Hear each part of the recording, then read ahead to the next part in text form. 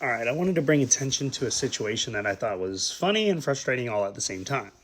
Now, above, you can see a Facebook message with somebody that was looking to buy the 101 Talatonga Superfractor. This was a few weeks back. So he messaged me and said, hey, where you at with the Tala? Would you like trades? I have some whatever. I said, I'm good on cash, sale preferred. I did block out the number, but I was a little high, and I knew I was a little high. Nothing crazy. I didn't say 10,000, but he said, right, nowhere near that. So I gave him the whole, do you have an offer on it? He responded and he said, well, I believe we are miles apart, and that's like 20x what I'd value it at. He also told me he had to wait till payday, which is 2 weeks away. And then he said, I think we're too far away and, whatever. He tells me that he'd probably be at $200 to $350 tops. So I told him, yeah, I understand. I have offers higher than that. And he said, take them. I'm going to leave it at this, right? I don't care at this point. I didn't take the offers anyways, but still. Now, it's not my job to tell him what the offers are. I was just being polite and letting him know. So he asked me, curious what the offers were. This is after I was polite and said thanks. Then, not pictured, well, you can kind of see the picture. He sends me a one-on-one off of Card Ladder from The Undertaker.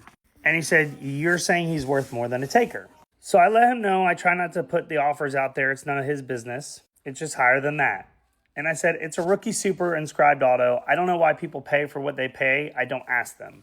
And I don't. If you're willing to pay whatever you're going to pay for whatever card, I'm not going to ask you why. Like, why are you doing this? So then for some reason he decides to say, well, I feel there's no transparency here, so I'm going to guess you're lying and have a good one. I'm sure. And I didn't really even understand what he said there. But he said, I'll have a laugh later, have a good one. So I was like, based on your last message and the one about a sensible evaluation, you're kind of ignorant. It's not my job to tell you what somebody has offered me. And to say that I'm lying is kind of wild. I thought we were just going to end it. Like you weren't going to buy it and I wasn't going to sell it to you. Then he said something about, I screenshotted this and shared it into multiple wrestling chats, and they're all having a good laugh. I don't know about you, but when I drop something in a wrestling chat, not everybody's sitting there having a laugh, and we all know. And then he said, in case you're not sure, this convo is over. So I let him know that he made the freaking list. Now I've waited a couple weeks to cool down from this nonsense. Cool down like I was mad. But I just thought it was funny that he's telling me he's dropping this in wrestling chats and nobody's going to buy it from me.